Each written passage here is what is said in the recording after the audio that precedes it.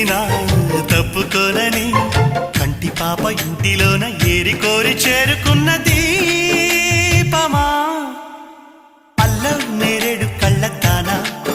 ప్రేమ వల్ల